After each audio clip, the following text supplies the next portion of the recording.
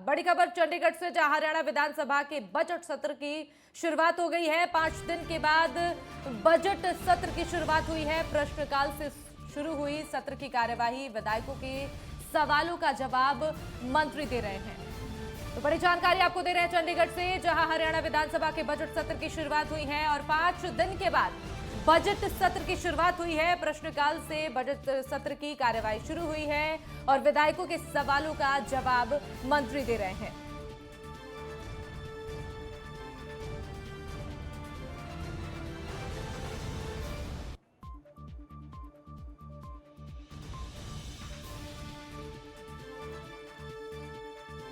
चलिए ज्यादा जानकारी ले लेते हैं। ईशा ठाकुर संवाददाता हमारे साथ जुड़ गई हैं। ईशा, चंडीगढ़ से ये बड़ी खबर आ रही है जहां हरियाणा विधानसभा के बजट सत्र की शुरुआत हुई है और 5 दिन के बाद से ये बजट सत्र जो है वो शुरू हुआ है। क्या कुछ ज्यादा जानकारी ईशा? जी बिल्कुल, देखिए हरियाणा का जो बजट है वो हरियाणा के मुख्यमंत्री मनोहर लाल खट्टर की तरफ से 8 मार्च को अंतर्राष्ट्रीय महिला दिवस के मौके पर पेश किया गया था और उसके बाद अवकाश घोषित कर दिया गया था लोकसभा के तर्ज पर, क्योंकि विपक्ष लगातार इस तरीके के सवाल उठाता रहता था कि जो सत्ता पक्ष है वो बजट पेश करने के बाद समय उपलब्ध नहीं करवाता है, बजट की कॉपी उसी वक्त दी जाती है जिसको लेकर विपक्ष सवाल नहीं उठा सकता है, जो जनता से जुड़े मुद्दे हैं जो बजट में होने चाहिए थे, जो हुए नहीं। तो यही वजह है कि इस बार 8 मार्च को जो बजट पेश हुआ उसके बाद अवकाश घोषित किया गया 5 दिन का। और क्योंकि बजट को लेकर जो हरियाणा के विधानसभा स्पीकर है ज्ञानचंद गुप्ता, उनकी तरफ से 8 समितियों का गठन भी किया गया था, जिनकी तरफ से आज अपनी रिपोर्ट भी सौंपी जानी है।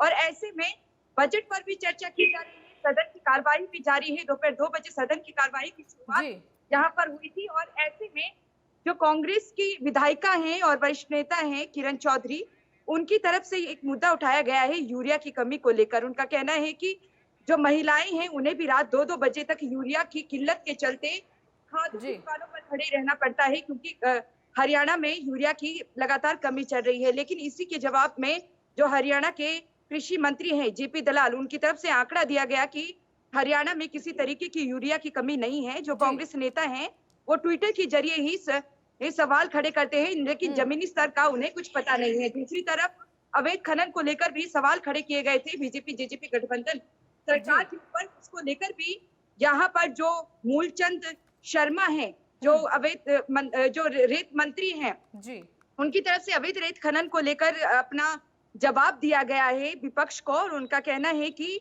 जो हरियाणा है, हरियाणा में इस तरीके की कोई घटनाएं नहीं हुई है, क्योंकि डीसी की ये ड्यूटी लगा दी गई है और उनके अधीन जो है टास्क फोर्स का भी गठन कर दिया गया है, जो इस पूरे मामले को देखता है कि अगर किसी तरीके का अवैध खनन हरियाणा में कहीं हो रहा है, क्योंकि भिवानी का जिक्र कांग्रेस की तरफ से किया गया था कि भिवानी में अंधाधुंध अवैध रेत खनन हो रहा है, लेकिन जवाब दिया गया है इस वक्त। और जो सदन की कार्रवाई है वो अभी भी जारी है और कल भी सदन की कार्रवाई जारी रहेगी, उस पर भी बजट पर चर्चा रहेगी और इसके बाद अवकाश घोषित किया जाएगा और 21 और 22 दिन 2 दिनों तक सदन चलेगा। और ऐसे में ये देखना होगा कि जिस तरीके से जो हरियाणा सरकार है धर्मांतर से संबंधित कानून लेकर आई थी संसद विधानसभा सत्र पर, उसे पेश जरूर कर दिया गया है, लेकिन की तरफ से उस पर कई सवाल खड़े किए गए हैं। उनका कहना है कि 1966 से जब से हरियाणा बना है तब से ऐसा कोई मामला सामने नहीं आया है, तो ऐसे में ये महज जुमलेबाजी है। तो ऐसे में जो विधानसभा सत्र के दौरान इस धर्मांतर कानून को लेकर तो सरकार आ गई है, क्या इसे निष्पक्ष रूप से पारित कर दिया जाता है या नहीं, इस बजट सत्र में ये भी देखने वाली बात होगी। जी बिल्कुल ईशा, और 5 दिनों के बाद से बजट सत्र की शुरुआत हुई, ऐसे में विपक्ष की क्या कुछ प्रतिक्रिया सामने आई है? देखिए सदन की कार्रवाई अभी भी चल रही है और पूरी कोशिश यहाँ पर की जा रही है कि किसानों के मुद्दे को लेकर या फिर अवैध रेत खनन के मुद्दे को लेकर किसी तरीके से सरकार को यहाँ पर घेरा जाए। जहाँ एक तरफ विपक्ष ने पूरी रणनीति बनाई है, क्योंकि निकाय और पंचायत चुनाव काफी नजदीक है हरियाणा के और उसके तुरंत बाद 2024 में हरियाणा में चुनाव होने हैं, इसलिए ये बजट सत्र काफी महत्वपूर्ण भी है, क्योंकि ताकि जो जनता से जुड़े मुद्दे हैं उन्हें इस सत्र में उठाया जा सके। अगर मजबूती से विपक्ष इस सत्र में उठाती नहीं है तो कमजोर कहीं ना कहीं घोषित जो जनता है उन्हें कर देगी। यही वजह है कि विपक्ष अपने आप को मजबूती से यहाँ पर पेश कर रहा है, क्योंकि चुनाव नजदीक है, निकाय चुनाव काफी नजदीक है। लेकिन यहाँ पर बीजेपी जेजेपी गठबंधन सरकार की बात करें, अभी कार्यवाही में जो हरियाणा के मुख्यमंत्री हैं दुष्यंत चौटाला, उनका भाषण इस वक्त चल रहा है। तो कहीं ना कहीं सरकार भी पूरी तैयारी के साथ पहुंची हुई है। जी बिल्कुल ईशा, आप नजरें बनाए रखिएगा, आगे भी आपसे अपडेट्स देते रहेंगे। फिलहाल तमाम जानकारी के लिए बहुत बहुत शुक्रिया। आगे बढ़ेंगे। महाटीकाकरण अभियान को लेकर हरियाणा के सीएम मनोहर लाल ने ट्वीट करते हुए कहा कि प्रिय देशवासियों, प्रधानमंत्री नरेंद्र मोदी जी के नेतृत्व में चल रहे महाटीकाकरण अभियान के तहत 16 मार्च 2022 से 12, 13 और 13 से 14 आयु वर्ग के बच्चों का टीकाकरण शुरू होने जा रहा है। देश और प्रदेश को कोविड-19 मुक्त बनाने में अपना योगदान जरूर दें और बच्चों को वैक्सीन अवश्य लगवाएं।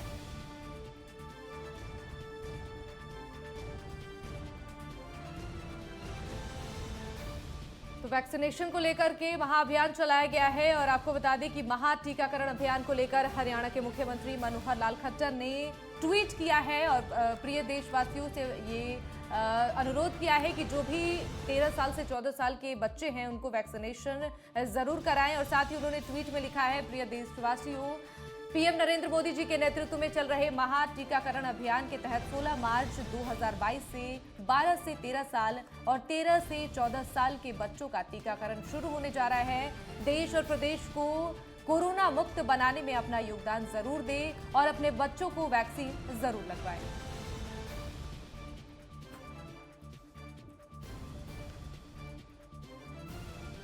वहीं रोहतक में डिप्टी सीएम दुष्यंत चौटाला ने 5 राज्यों के चुनावी के रिजल्ट पर बोलते हुए कहा कि कांग्रेस का समापन अब तय है। जिस तरीके से पिछले 6 से 7 महीनों में फैसले लिए गए हैं, उससे पंजाब में कांग्रेस का दोबारा आने का मौका खो गया है। कांग्रेस की नेत्री ने कमान संभाली तो उत्तर प्रदेश में 2 सीट तक ही सिमट कर रह गई। जहां उत्तराखंड में भी कांग्रेस की सरकार बननी थी, लेकिन वहां भी 12 से 13 सीटों के अंतर में पीछे रहना पड़ गया। अब कांग्रेस को जनता ने पूरी तरह से नकार दिया है। अब भारतीय जनता पार्टी का क्षेत्रीय पार्टी के साथ लड़ाई रह गई है। सपा ने अपना पिछला वोट बैंक गेन किया है। वहीं दुष्यंत चौटाला ने कहा कि जनता आज विकास को देखकर वोट करती है। हरियाणा में हमारी सरकार विकास को लेकर काम भी कर रही है। और वहीं आम आदमी पार्टी हरियाणा में 4 चुनाव लड़े, क्या परिणाम आए, सबके सामने इसका रिजल्ट है। 4 राज्यों में कांग्रेस का समापन तय और जिस प्रकार के निर्णय कांग्रेस ने पिछले 6-7 महीने में लिए पंजाब में, उसका नतीजा पंजाब में आई हुई सरकार को भी खोने का काम है।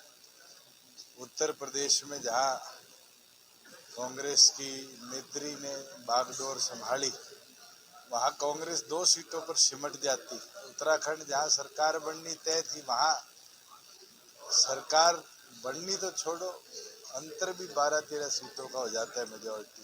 ये चीज साफ है कि जनता ने अब कांग्रेस को पूरी तौर पर नकार दिया। अब तो लड़ाई रीजनल फ्रंट्स की और नेशनल। वहीं हरियाणा के जननायक जनता पार्टी के राष्ट्रीय अध्यक्ष अजय सिंह चौटाला ने अपना जन्मदिन फरीदाबाद में कार्यकर्ताओं के साथ केक काटकर मनाया। और वहीं अजय सिंह चौटाला ने कार्यकर्ताओं में जोश भरते हुए कहा कि आने वाला समय पार्टी को और ज्यादा मजबूती प्रदान करने का काम करेगा, क्योंकि लगातार एक के बाद एक पार्टी का संगठन मजबूत होता दिखाई दे रहा है और भारी संख्या में लोगों की आस्था जननायक जनता पार्टी के अंदर पैदा होती जा रही है। वहीं पंजाब में बनी आम आदमी पार्टी की सरकार पर पूछे गए सवाल का उन्होंने जवाब दिया और कहा कि जननायक जनता पार्टी और आम आदमी पार्टी पहले भी मिलकर चुनाव लड़ चुके हैं और भविष्य में कुछ भी संभव हो सकता है।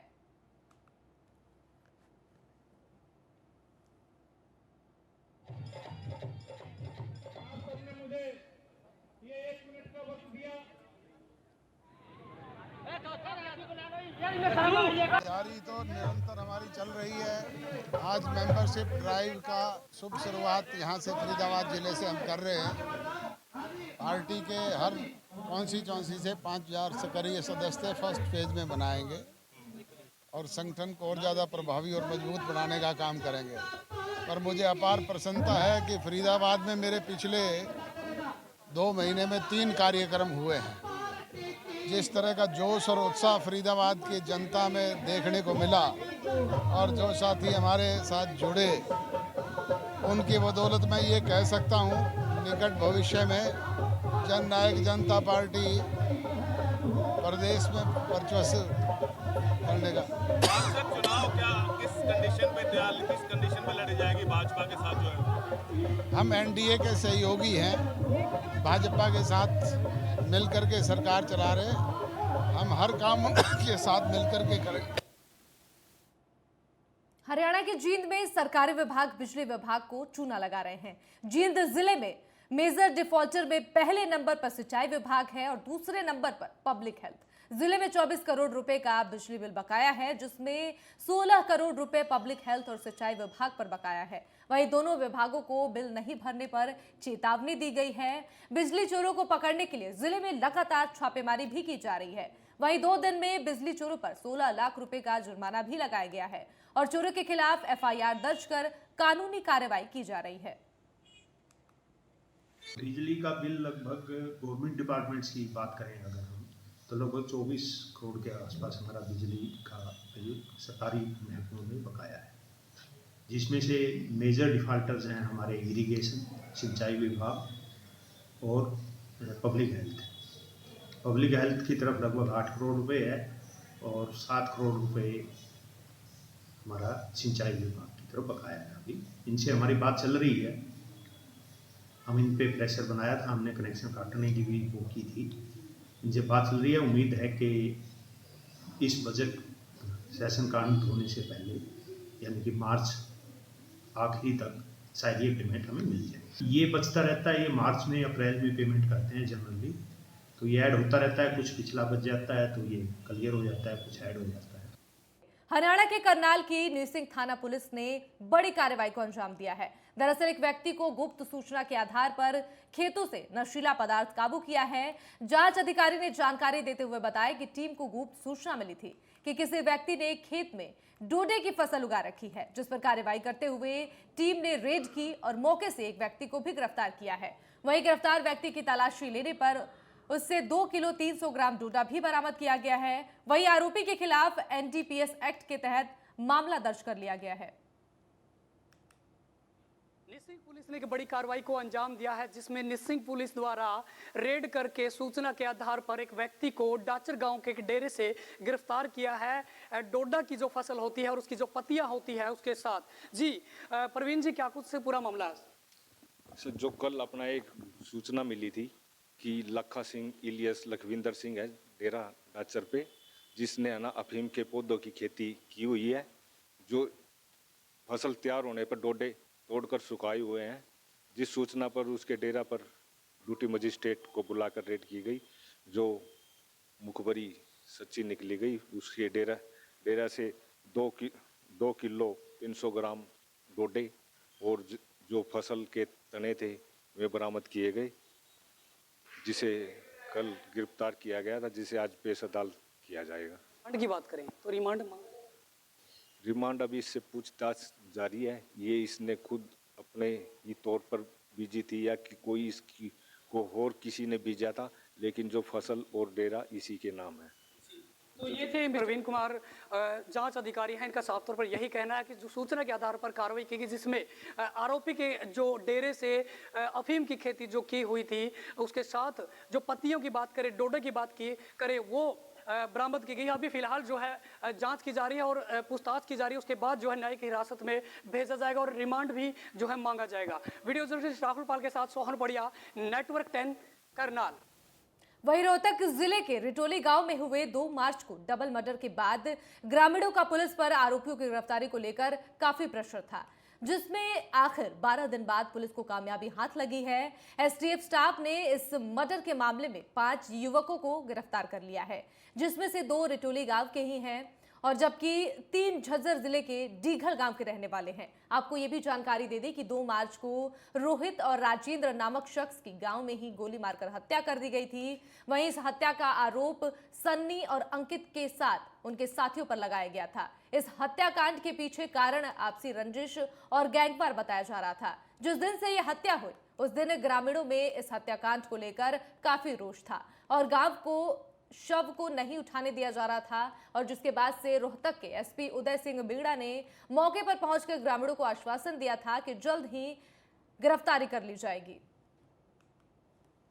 इंस्पेक्टर हरीश जो हमारी एसटीएफ यूनिट रोहतक के इंचार्ज हैं, इनके पास सूचना मिली कि 2 मार्च को गांव रेटोली में जो मर्डर हुआ था उसके मुलजिम वहीं गांव में खेतों में ही छुपे हुए हैं। जिस सूचना के आधार पर इंस्पेक्टर हरीश ने एक टीम भेजी और वहां से 5 मुलजिम जो कि 2 मार्च को हुए डबल मर्डर में वांछित थे उनको काबू किया।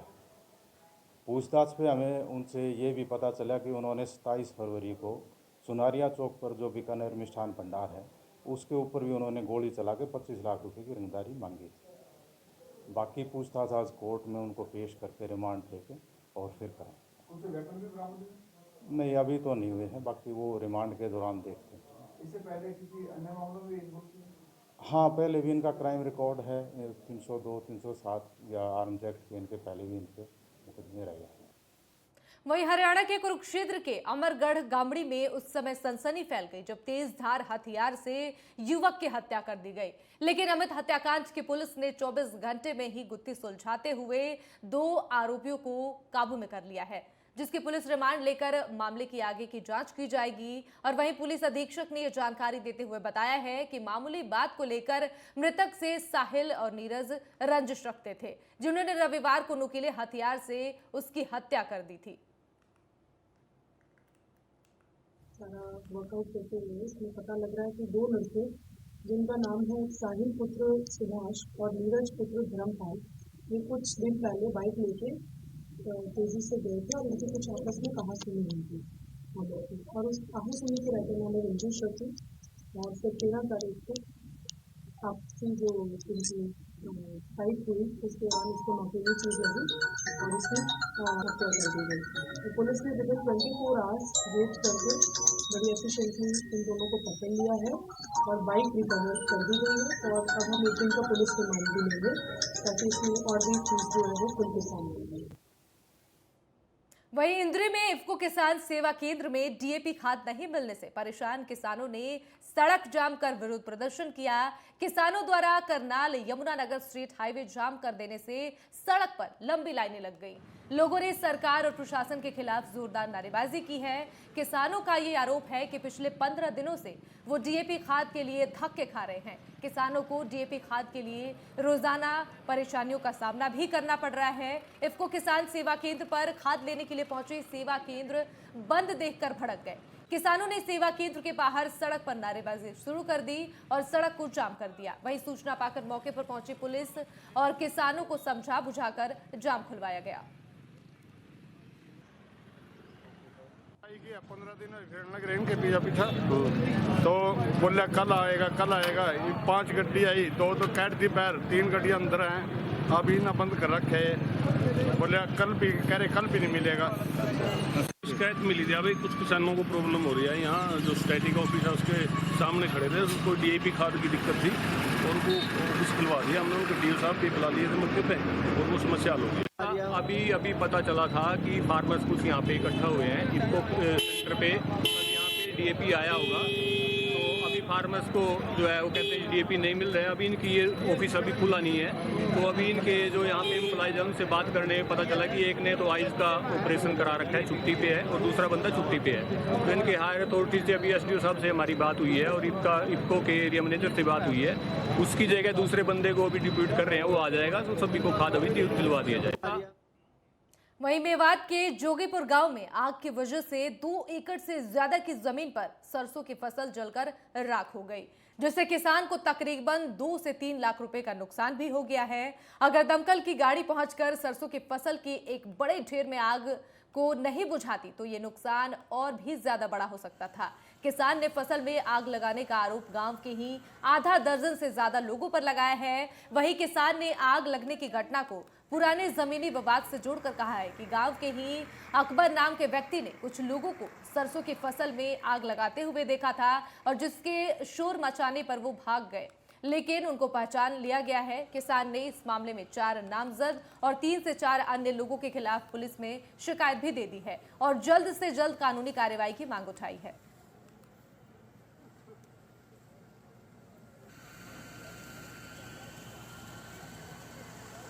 ये फसल थी सरसों की, 2 एकड़ में ये फसल थी जी, और हमारी किसी से ज़मीन पर रंजिश चल रही थी उसमें कोर्ट में अदालत में मुकदमा भी चला हुआ जी। हमारे गांव में किसी बंदे से कोई रंजिश नहीं थी, और जो बात है इसमें हमने बाय नेम एप्लीकेशन भी थाने में दे दी है और उस पर भी कार्रवाई अभी चालू नहीं हुई है। मैं तो प्रशासन से और पुलिस प्रशासन से, जिला प्रशासन से यही उम्मीद करूंगा कि मेरी मुकदमा दर्ज कराया जाए। वहीं मेवात में ओवरलोड वाहनों पर नकेल कसने में जिले के विभिन्न चौक चौराहों, मुख्य स्थानों, सार्वजनिक स्थानों पर लगाए गए सीसीटीवी कैमरे अहम भूमिका अदा कर रहे हैं। एसपी मेवात वरुण सिंगला ने के दिशा निर्देश के अनुसार सोमवार को डे डोमिनेशन के दौरान आकेड़ा चौकी पुलिस ने 5 से 6 ओवरलोड ट्रकों को इंपाउंड किया है, और इतना ही नहीं, इन वाहनों के बारे में आरटीओ विभाग को भी सूचित किया गया है ताकि इनके चालान काटे जा सके। आकेड़ा चौकी प्रभारी किशन सिंह ने पत्रकारों से बातचीत के दौरान कहा कि इस बारे में गाड़ी मालिकों के साथ पहले ही पुलिस विभाग बैठक कर चुकी है, और आपको बताते चले कि जिले में अपराध को नियंत्रित करने के लिए पुलिस कप्तान वरुण सिंगला ने जिले भर के दर्जनों सार्वजनिक स्थानों पर सीसीटीवी कैमरे लगवाए हैं, जो अत्याधुनिक सुविधाओं से लैस भी हैं। वहीं सीसीटीवी कैमरे के लिए बनाए गए कंट्रोल रूम की शुरुआत मुख्यमंत्री मनोहर लाल ने बीते महीने की थी।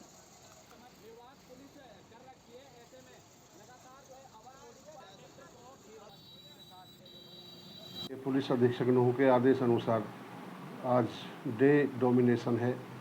उस दौरान आदेश हुए हैं कि इस रोड पर जो भी ओवरलोड या बिना कागजात के कोई भी व्हीकल लाइट या ओवरलोड हो, उसको बारीकी से चेक करें, और जिनके पास कोई डॉक्यूमेंट नहीं है और जो संदिग्ध हालत में व्हीकल चले हुए हैं, उनके खिलाफ सख्त कानूनी कार्रवाई की हिदायत दी गई है, जिसके आदेश के अनुसार हम अपने कार्रवाई में लगे हुए हैं। वहीं पंजाब और हरियाणा उच्च न्यायालय के प्रशासनिक और निरीक्षक न्यायाधीश महावीर सिंधु ने न्यायिक परिसर इंद्री का वार्षिक दौरा किया। इस दौरान उन्होंने अधिवक्ताओं के लिए बन रहे चैम्बर्स के साथ साथ न्यायिक परिसर में होने वाले कार्यों का भी निरीक्षण किया। उन्होंने न्यायिक परिसर का निरीक्षण करने से पहले न्यायिक परिसर में पौधारोपण भी किया। न्यायिक परिसर के निरीक्षण के समय उनके साथ जिला सत्र न्यायाधीश चंद्रशेखर, सीजेएम एमएस जसबीर कौर, इंद्री परिसर की जज दीक्षा दास रंगा, हर्षा शर्मा, उपमंडलाधीक्षक भी इस दौरान उनके साथ मौजूद रहे। ये हमारी एनुअल इंस्पेक्शन होती है कोर्टों की। हर साल ये जज साहब आते हैं हाई कोर्ट से, तो आज ये महावीर सिंधु जी हमारे इंस्पेक्टिव जज हैं जो Punjab and Haryana high court Chandi से आते हैं। वो इंस्पेक्शन करने के लिए आए हैं कोर्टों की। तो हम उनको बार रूम में भी, अपने बार रूम में हमने स्वागत किया, उनका जोरदार स्वागत किया, उनको बुके वगैरह दिए और उनको मोमेंटो वगैरह दिए हैं। एनुअल इंस्पेक्शन होता है हमारा, तो that's nothing special. Annual, we are supposed to come for the inspection and inspect. वकील तो हम सारे वकील हैं, चलता रहता है ऐसा हार्डली मैटर।